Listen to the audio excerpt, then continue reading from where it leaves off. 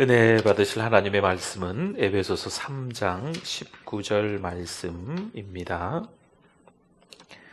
하나님의 말씀 에베소서 3장 19절 말씀 우리 다 같이 읽어보도록 하겠습니다. 그 너비와 길이와 높이와 깊이가 어떠함을 깨달아 하나님의 모든 충만하신 것으로 너희에게 충만하게 하시기를 구하노라. 아멘.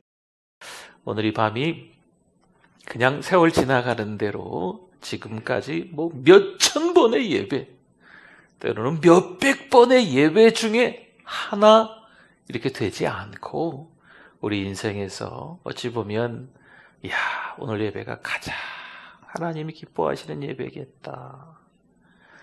네. 하나님께서 가장 좋아하시는 예배겠다.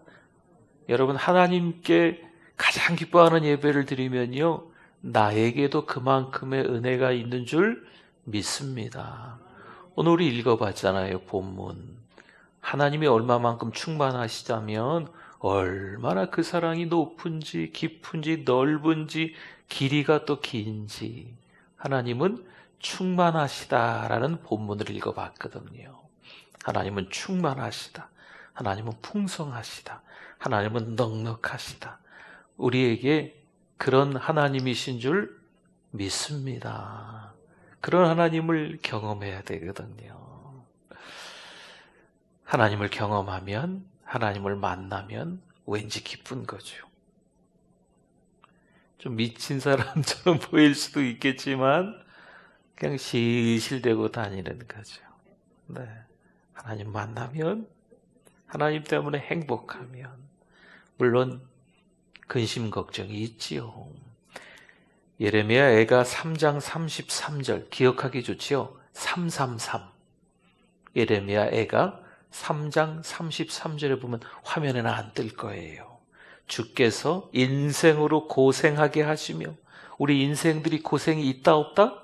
있다. 주께서 인생으로 고생하게 하시며 근심하게 하시면, 근심도 있다 없다? 있다. 근데 이것은 하나님의 본심이 아니시다 말씀합니다. 하나님이 얼마나 그 사랑이 높은지, 얼마나 그 사랑이 깊은지, 얼마나 그 사랑이 넓고 긴지 하나님은 충만하시거든요. 근데 그 사랑을 경험하면 때로는 고생도 하고 근심거리도 있고 이렇게 딸 일이 해결이 잘 안 되는지, 그렇죠?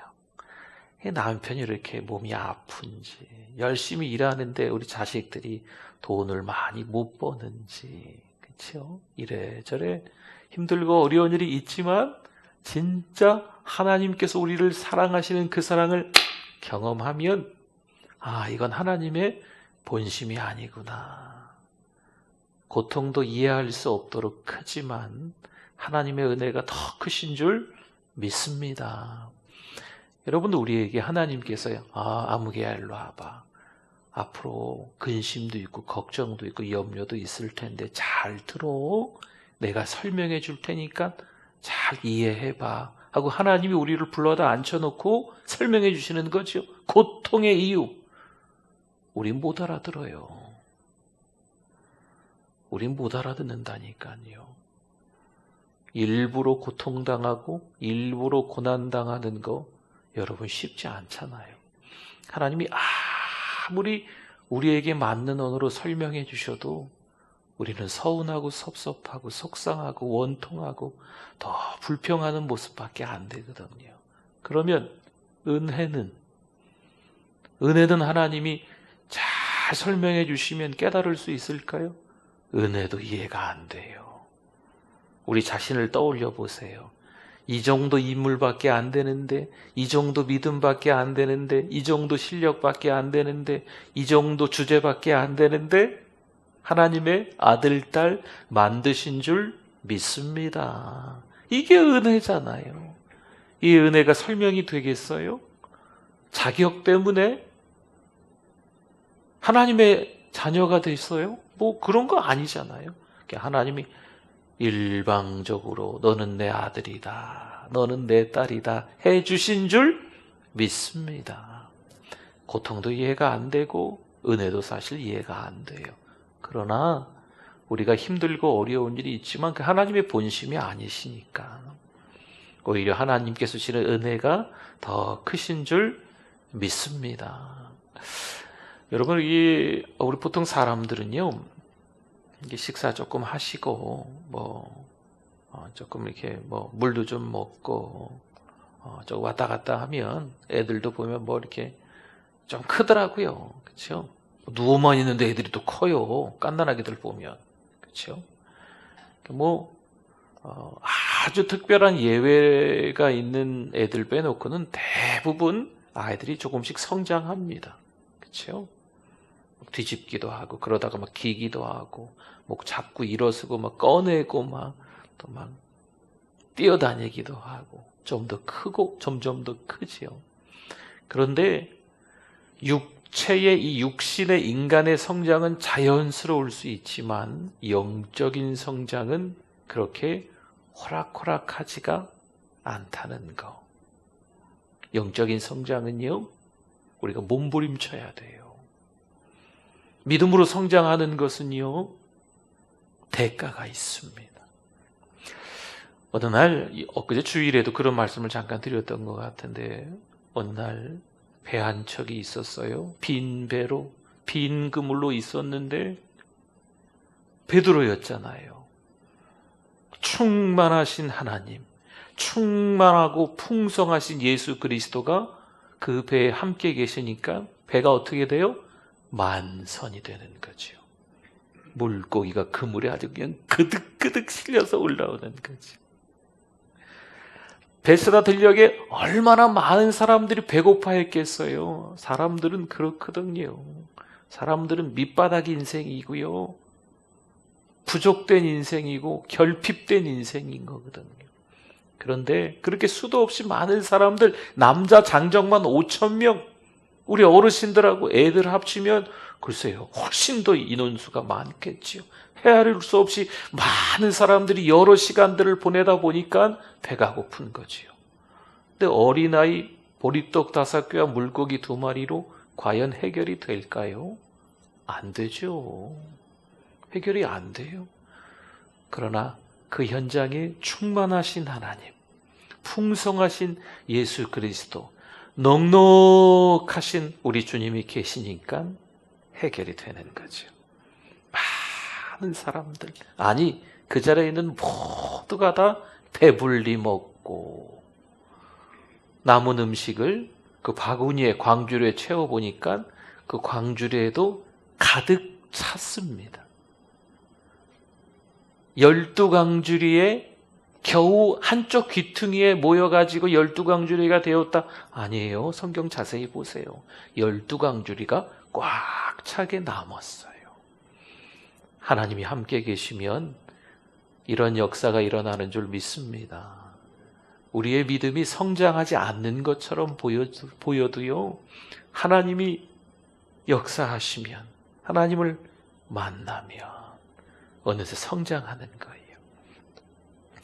중국의 극동 지방에서만 자라는 희귀종 대나무가 있다죠.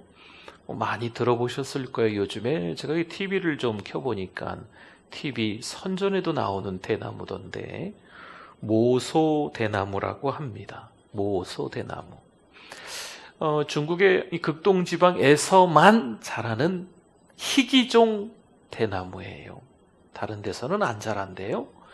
근데 거기서 열심히 이제 씨를 뿌리고 잘 가꾸는 거예요. 그런데 한 해, 두 해, 한 4년이 지나도록 열심히 가꾸는데 겨우 3cm 자란대요. 3cm. 한 두 마디 되려나? 우리 손가락으로 하면.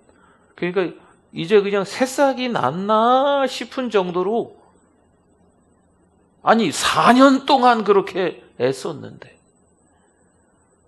4년 동안 애썼는데, 4년 동안 드디어 5년째 되면요, 하루에 30cm가 자란대요. 하루에 30cm면요, 제 손끝에서부터 여기 팔끝까지 길이가 30cm가 조금 보통 사람들 다 좀 넘거든요. 4년 동안 겨우 3cm 자랐는데 5년째가 되면 하루에 30cm가 자라면서 6주 동안 매일같이 30cm가 크면서 15m 이상까지 자란대요. 15m. 15m면은 한 2m 조금 넘는 게 한 층이라고 하면 한 7, 8층? 네, 건물로 하면 한 7, 8층 높이로 대나무가 쫙 자라는 거죠. 6주 만에. 어마어마하게 크죠. 1년 지나고 3년, 4년이 됐을 때는 아이고 이거 언제 자라나? 3cm밖에 안 자랐으니까.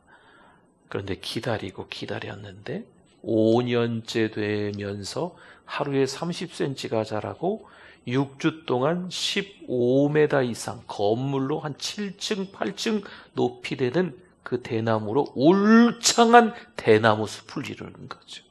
어마어마하죠. 제가 드리고 싶은 것은 그 다음 이야기입니다. 그러면 4년 동안 뭐 했나? 여러분, 때로는 우리가요, 너무 힘들고 어려울 때 그런 생각할 수 있어요. 아유, 나는 믿음도 없는가 보다. 기도해도 하나님 뭐 응답하시지도 않는 것 같고, 성경 봐도 이 말씀도 모르겠고, 지난번에 목사님 얘기하신 거 같기도 하고, 처음 듣는 것 같기도 하고, 막. 네. 성경에 이 말씀이 있나, 없나? 이런 마음이 충분히 들을 수가 있어요. 여러분, 4년 동안 3cm 겨우 자랐는데, 그럼 4년 동안 도대체 뭐 하냐고 3cm밖에 안 자랐나?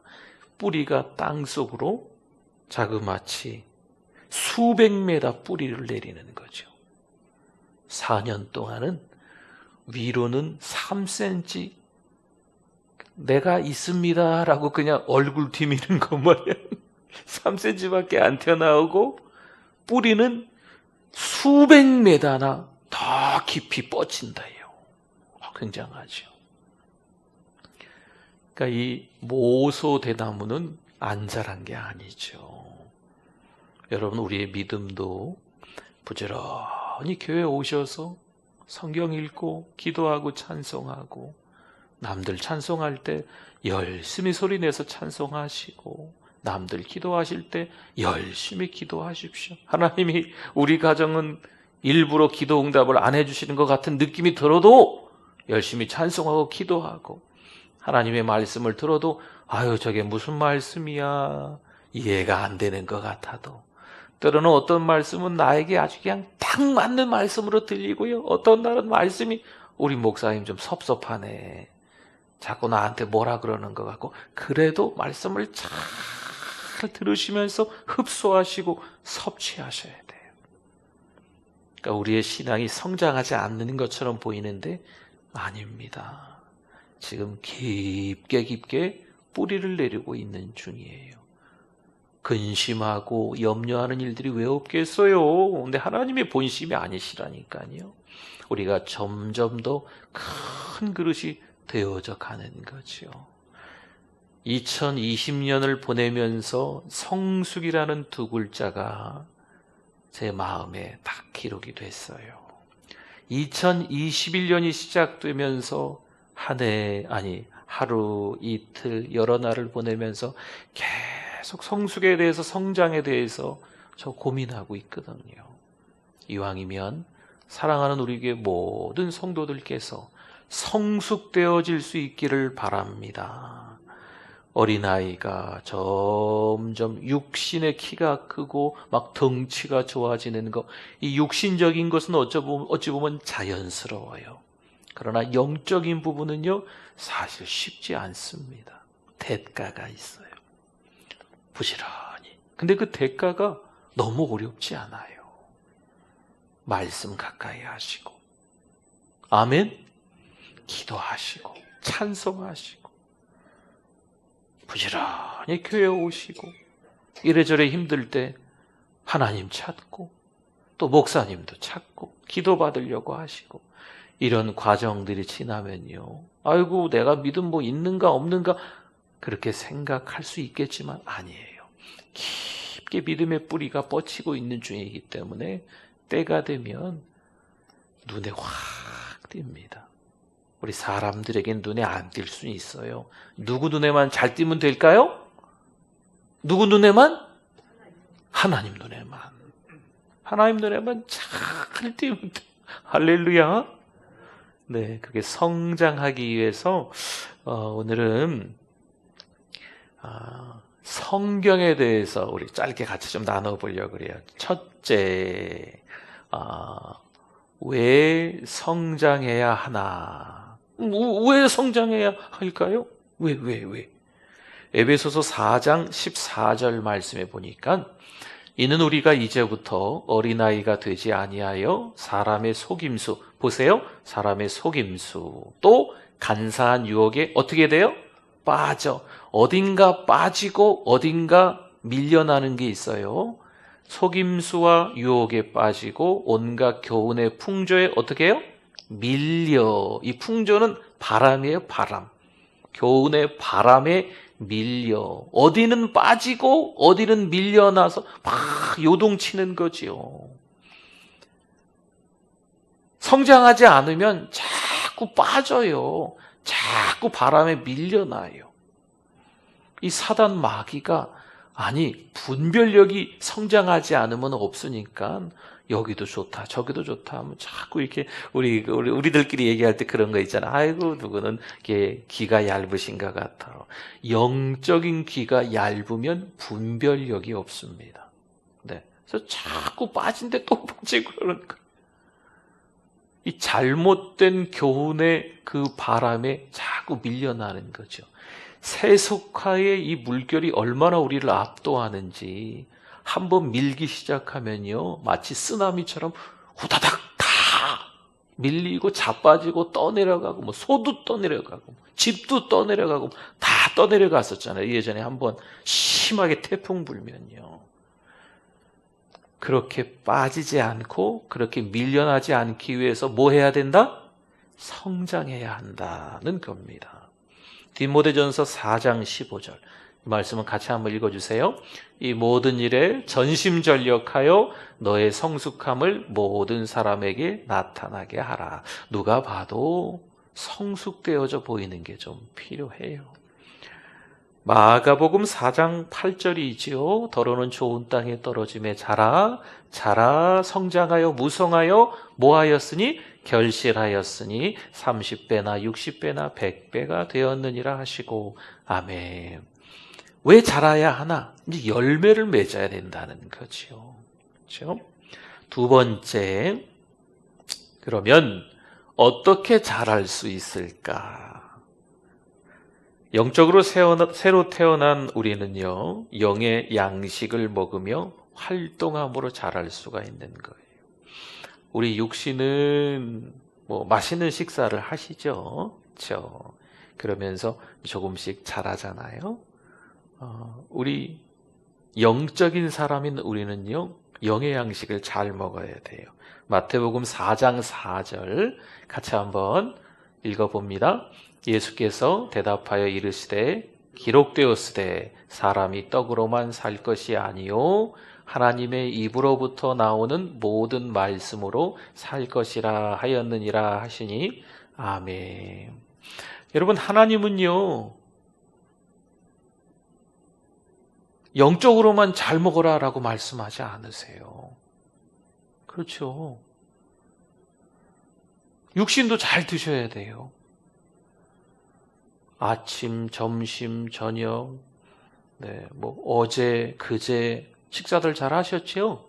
네, 하루 안 드시고, 뭐 3일 안 드시고, 열흘 안 드시고 힘이 없어, 힘이. 그럼 예배 잘 드릴 수 있을까요? 힘이 없어요. 뭐 특별히 금식하는 거 아닌데 자꾸 못 먹고 막 이렇게 힘들고 그러면 몸이 힘들면 예배 드리는 것도 힘들잖아요. 그러니까 일부러 금식하는 거 이외에는 잘 드세요. 한 끼를 드시건 두 끼를 드시건 잘 드십시오. 그래야 성경도 눈에 들어와요.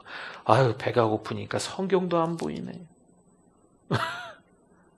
아유, 몸이 피곤하니까 그냥 기도도 안 되네. 그런 말들 하시더군요. 그렇죠? 그러니까 잘 드셔야 돼요. 잘 드시고 영의 양식도 잘 섭취하셔야 돼요. 그게 성장하는 방법이에요. 요한복음 16장 9절 말씀에 죄에 대하여라 함은 그들이 나를 믿지 아니하며 말씀하지요. 영의 양식은 무엇이냐면 예수님을 잘 믿는 거. 네. 그러니까 어찌 보면 얼마 전에 우리 확신이라는 편 5번 정도 아주 기본적인 내용인데 점검을 좀 했습니다.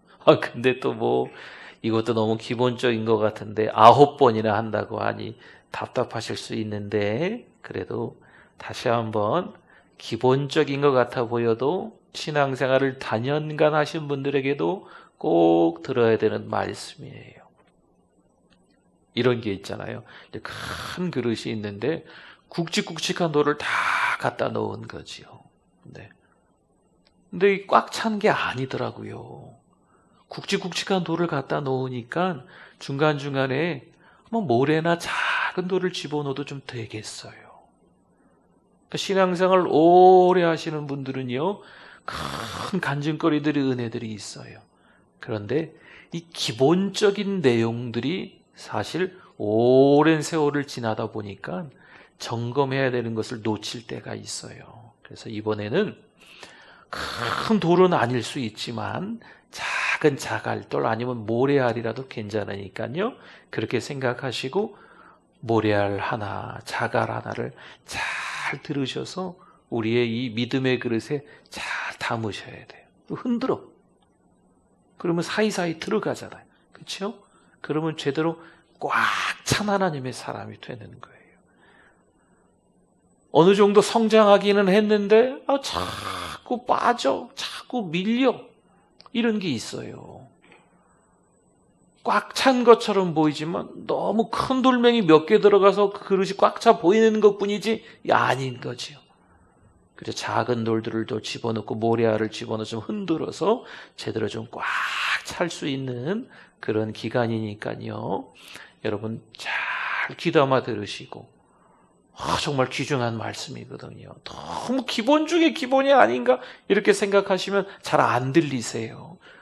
나에게 꼭 필요한 말씀이구나 생각하시고 들으시면 또 이 마음 가운데 이 신비에 잘 기록됩니다. 어떻게 잘할 수 있나? 성경을 매일의 양식으로 삼아야 합니다. 베드로전서 2장 2절 말씀 같이 한번 읽어주십시오. 갓난 아기들 같이 순전하고 신령한 젖을 사모하라. 이는 그로 말미암아 너희로 구원에 이르도록 자라게 하려 함이라. 아멘. 사모하는 마음, 간절한 마음, 갈망하는 마음과 태도가 있어야 돼요. 하나님의 말씀에 대해서. 최근에 지난주인가요? 제가 이제 성경을 한 장 한 장 구약 성경, 신약 성경을 다 넘기면서 66권을 제가 다 넘기면서 이 시간 계산을 해가지고 70일 동안 30분만 성경을 좀 읽으면 일독하겠다. 제가 이렇게 일부러 이렇게 만들어서 우리 사랑 목자들에게 좀 드렸어요. 받으셨나 모르겠어요. 우리 사랑 목자들께서는 그거 우리 성도님들께도 좀 이렇게 보내주셔서 좀 더 빨리 읽고 싶다. 그러면 이틀치를 하루로 읽으시면 35일 동안 읽는 거죠. 그러니까 7주로 계산해서 70일이니까. 그러니까 어쨌든 하나님의 말씀을 사모하면서 이 어려운데 이것도 못하고 저것도 어디 나가지도 못 놀러 가지도 못하고 만나지도 못하고 커피 마셔도 식사로도 가지 말라고 뭘 하지 말라는 게 뭘 많은지 하라는 거 있잖아요. 집에서 성경 읽으시라니까. 하나님이 성경 읽을 시간을 주셨구나 생각하시고 성경 보세요. 성경. 사모하는 마음으로 하나님 말씀 가까이 대하실 수 있기를 바랍니다. 세 번째, 그럼 성경이란 무엇인가? 성경은 하나님의 말씀입니다. 디모데후서 3장 16절 17절 워낙 유명한 말씀이죠. 암송도 하고 계실 텐데 같이 한번 읽어봅니다. 모든 성경은 하나님의 감동으로 된 것으로 교훈과 책망과 바르게 함과 의로 교육하기에 유익하니 17절 이는 하나님의 사람으로 온전하게 하며 모든 선한 일을 행할 능력을 갖추게 하려 함이라. 아멘. 성경은 하나님의 말씀이에요. 하나님의 감동으로 쓰여진 하나님의 말씀이죠. 교훈, 책망, 바르게 함, 의로 교육하기에 유익한 하나님의 말씀이죠. 하나님의 사람으로 온전하게 하고 선한 능력을 갖추는 거지요. 네. 그래서 말씀 가까이 대하셔야 됩니다. 또한 성경은요, 두 번째로 영혼의 양식입니다. 시편 119편 103절에서 105절인데요. 우리 같이 한번 읽어봅시다. 주의 말씀의 맛이 내게 어찌 그리 단지요 내 입에 꿀보다 더 다니이다. 주의 법도들로 말미암아 내가 명철하게 되었으므로 모든 거짓 행위를 미워하나이다. 주의 말씀은 내 발의 등이요 내 길의 빛이니이다. 아멘. 하나님의 말씀을 대할 때 가장 맛있는,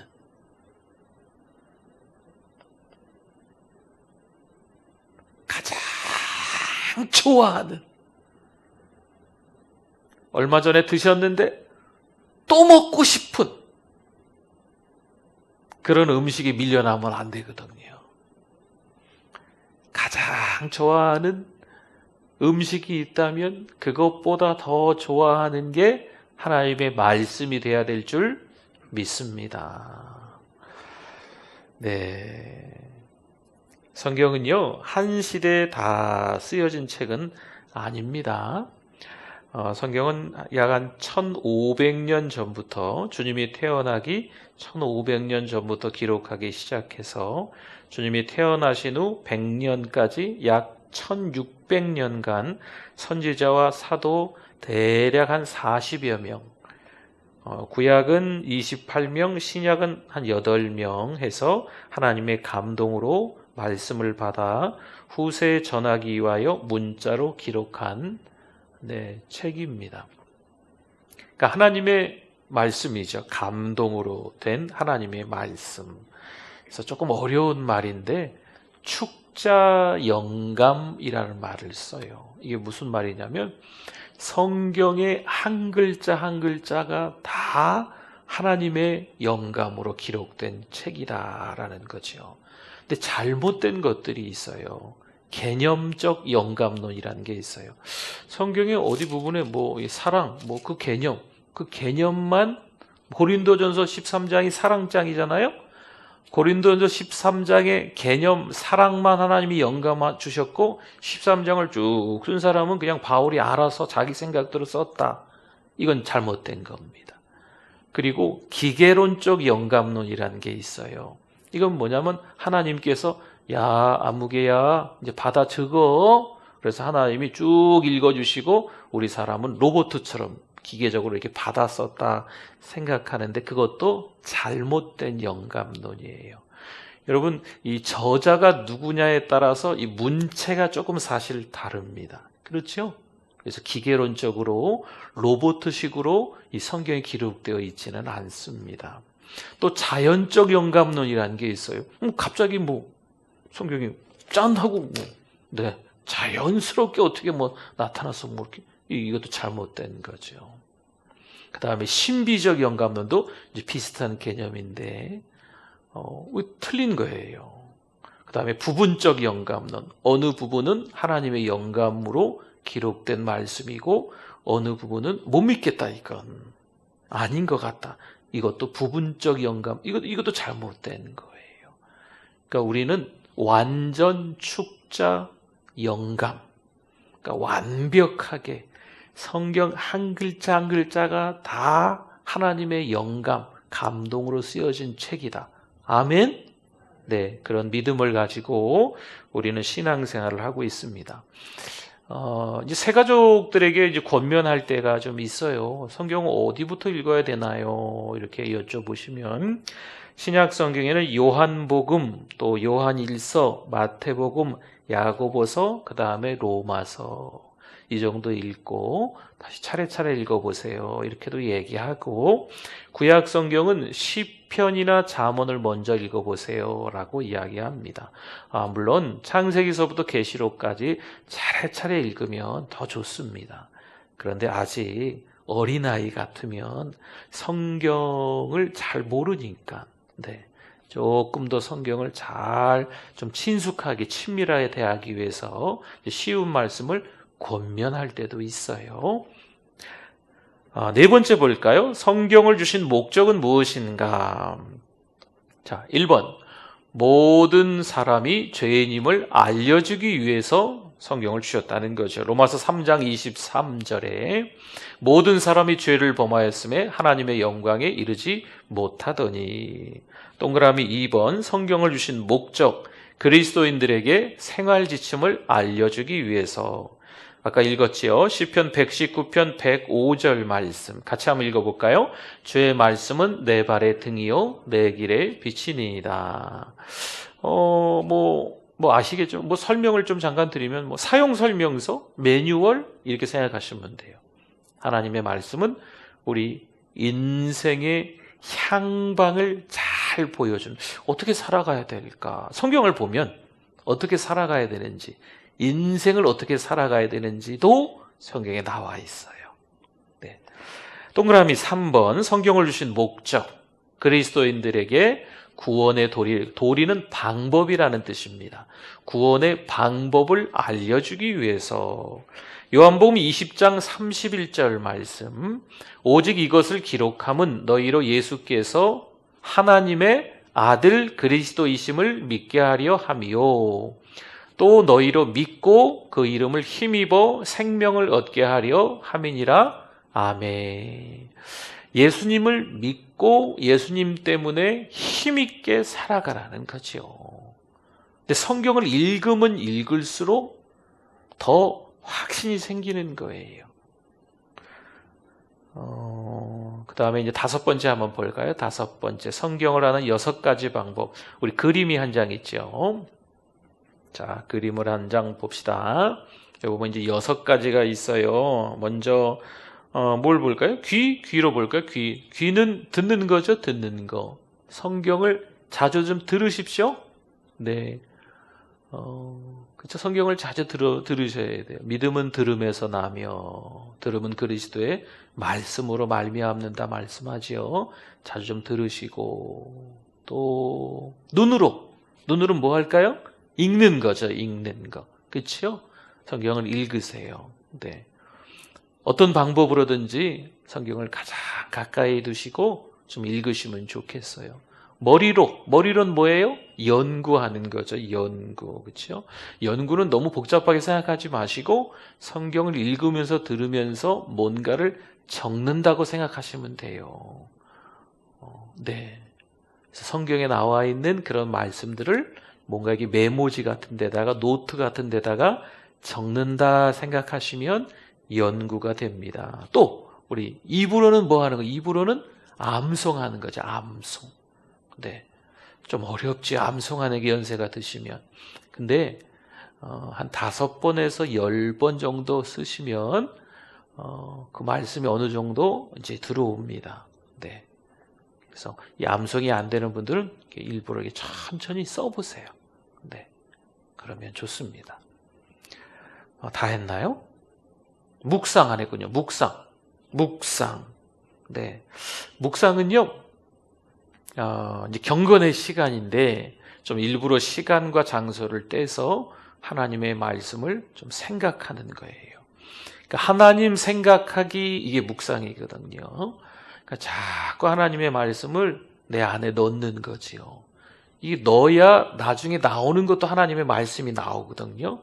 그래서 묵상이 중요한 것 중에 하나입니다. 나쁜 걸 자꾸 안에 넣어놓으면 나쁜 것밖에 안 나와요. 그러니까 일부러 자꾸 하나님의 말씀을 매일같이. 우리 요즘에 아침 저녁으로 9시 10분에 우리 줌으로 들어와서 하나님의 말씀을 또 나누고 찬송하고 뭐 그러거든요. 그런 시간들이 우리 가운데 좀 있으셔야 돼요. 우리 같이 함께 더불어 말씀을 좀 나누고 그러실 분들이 좀 있으면 좋을 것 같아요. 또 한 가지는 발이 있죠. 발 쪽에는 뭐라고 써 있나요? 보이세요? 순종. 마태복음 5장, 6장, 7장은요 산상수훈이라고 합니다. 우리 주님께서 제자들에게, 아니 우리들에게도 아주 귀한 말씀, 어떻게 이 땅에서 살아가야 되나 아주 좀 쉽게 기록해 주시는 말씀이에요. 근데 그 말씀의 결론이 뭐냐? 그 말씀의 결론이 그 하나님의 말씀을 듣고 행하는 자는, 그러니까 지금 5장, 6장, 7장에 주님의 그 말씀을 듣고 행하는 자는, 듣고 뭐 하는 자는? 행하는 자는, 순종하는 자는 지혜로운 사람 같으리니 그 집을 반석 위에 지은 사람이다라고 하는 거죠. 그럼 듣고 행치 않는 자는 그 집을 모래 위에 지은 사람이다라는 겁니다. 모래 위에 집을 지으면 얼마 못 갑니다. 제가 예전에 그 해운대에서 살았었잖아요. 그 교회가 그쪽에 있는 바람에 한 6, 7년은 거기 살았는데 해운대, 눈만 뜨면 이게 해운대 바닷가가 보이거든요. 네. 근데 해운대 바닷가에 가끔 여름에 거의 매년 하는 것 같은데 지금도 하나 모르겠어요. 모래축제라는 걸 해요. 모래축제. 모래 가지고 희한한 걸 만들더라고요. 그거 어떻게 만드나. 모래 가지고 얼마나 아름다운 작품을 그 해변가에 쫙 만들어 놓는지 되게 신기합니다. 해변가는 못 들어가고 신방 가다가 옆에서 보는 거죠. 오오오. 네. 그 앞이 차가 항상 밀려요. 네. 보다가 너무 잘 만들었어요. 다양하게. 근데 사라져요. 금방. 네. 모래 위에 모래로 만들어 놨기 때문에 그냥 사라져요. 다 모래로 되고 다 이게 어디 갔나? 없어졌어요. 네. 모래 위에 집을 짓는다는 건요, 그건 집이 아닌 거예요. 반석 위에 집을 지으면 튼튼한 거죠. 하나님의 말씀을 듣고 행해야 될 줄 믿습니다. 이 귀한 말씀을 들었는데 말씀 잘 간직하고, 그리고 그냥 간직만 하면요 이 안에서 뭔가 이 새로운 게 막 생길 것 같지요? 그렇진 않아요. 하나님의 말씀을 자꾸 들으시고 또 그게 자꾸 나와야 돼요. 말씀이. 자꾸 듣기만 하고 은혜를 자꾸 나누지 않으면 내가 굉장히 많이 성숙해질 것 같지요? 그렇지는 않습니다. 은혜를 자꾸 나누면서 겸손을 배워가는 거죠. 은혜를 나누다 보면 내가 아는 게 전부가 아니구나, 상대방을 통해서 또 배우게 돼요. 근데 안 나누면 자꾸 뭔가 읽고 말씀 듣고 자기만 막 이렇게 그냥 끌어안고 은혜를 나누지도 않고 그러면 자기가 묵상한 게, 자기가 은혜 받은 게 맞다고만 생각하기 때문에 어느새 시간이 가면 갈수록 교만해지고요, 뭔가 이게 많이 아는 것처럼 머리도 커지는 거죠. 그럼 문제가 돼요. 그러니까 은혜 받으면 은혜는요 빨리 나누셔야 돼요. 나누면요 입 밖으로 또 얘기하면 내 귀로도 들리잖아요. 그렇죠? 그렇기 때문에 상대방을 통하여서도 그 은혜가 또 나에게 몇 배로 또 오는 거예요. 그러니까 이게 중요합니다. 그러니까 하나님의 말씀을 듣고 행한다는 건 그 의미가 있어요. 행한다는 건 잘난 척한다는 게 아니고 오히려 자기의 부족됨을 발견하는 거죠. 말씀을 통해서, 이 말씀이 거울이니까 말씀을 통해서 내가 전혀 또 몰랐던 그 은혜도 또 깨닫는 거예요. 그러니까 행한다는 게, 순종한다는 게, 은혜를 쉐어링, 나눈다는 게 그래서 필요하다는 겁니다.